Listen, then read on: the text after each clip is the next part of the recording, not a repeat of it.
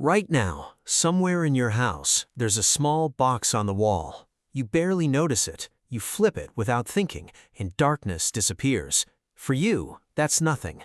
For 99.9% of human history, it would have looked like sorcery. Someone had to discover that first. Not electricity. Fire.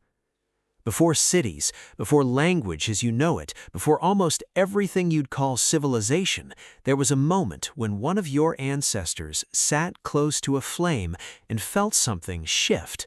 Warmth on the skin, safety in the dark, a strange, flickering comfort that no other animal on Earth was designed to feel. You still feel it. Ever notice how a candle in a room changes the whole mood? Ever notice how a campfire makes people talk slower, softer, longer? That's not an accident. That's memory. Ancient, wordless memory written into your nervous system long before anyone wrote anything down at all. So how did fire actually change us? Not just keep us warm, change us at the level of the brain, the body, the tribe. Start with the body. Anthropologist Richard Wrangham built an entire theory around this question, and it's called the cooking hypothesis. His argument is simple but radical. Raw food takes enormous energy to digest. Cooked food doesn't. When your ancestors started cooking meat and starches over fire, their guts could shrink, and the energy that used to go toward digestion could go somewhere else instead. Where did it go? Straight to the brain.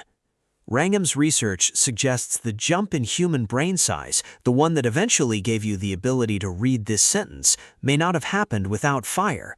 Cooking pre-digests food outside the body. It breaks down fibers, kills parasites, unlocks calories that raw food simply keeps locked away.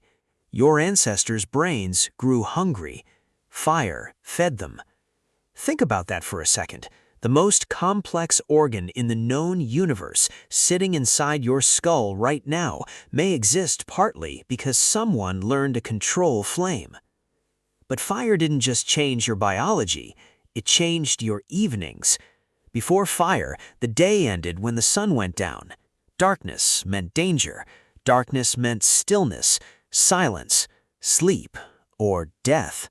There was nothing to do once the light disappeared, except wait for morning. Fire broke that rule. Suddenly night had hours in it, hours that weren't about hunting or gathering or surviving, hours for something else entirely.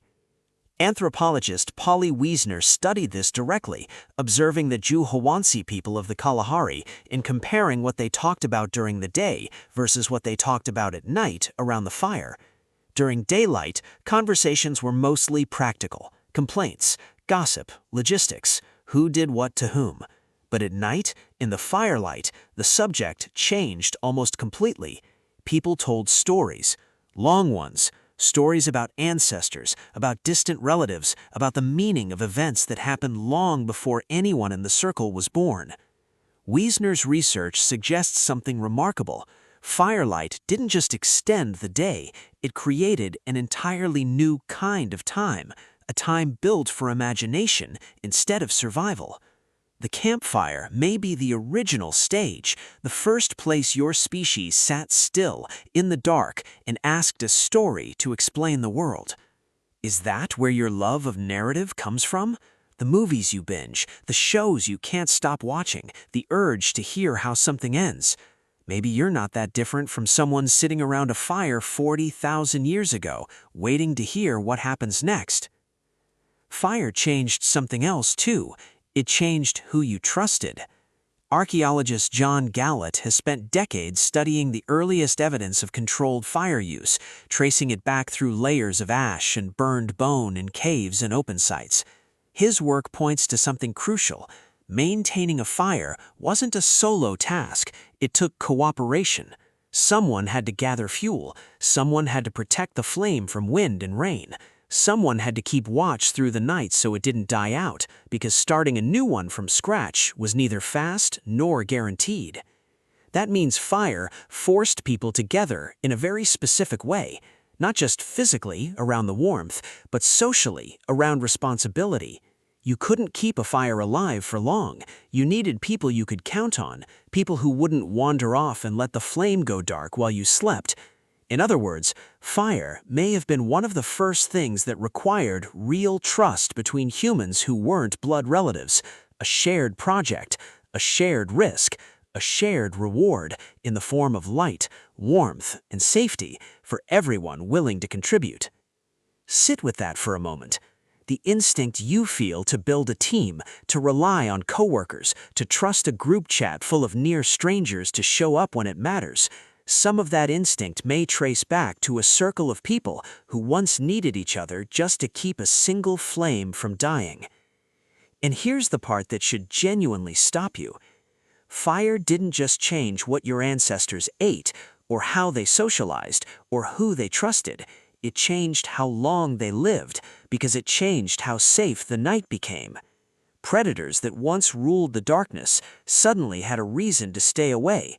A burning light at the edge of camp was for the first time in the history of life on this planet, a boundary that fear itself could not cross. You are descended from the survivors of that boundary, from the ones who sat close enough to the flame to be safe and far enough not to be burned, from the ones who learned to feed it, protect it, and pass it down. There's one more piece of this you probably haven't considered. Fire didn't just protect bodies, it reorganized time itself, and with it, the entire shape of a day. Before fire, a day had one rhythm: wake with the sun, move with the sun, stop when the sun disappears. There was no in-between, no pause built into the schedule of survival. Fire created that pause. It gave your ancestors a threshold moment, a stretch of time after the work of the day was done, but before sleep took over completely.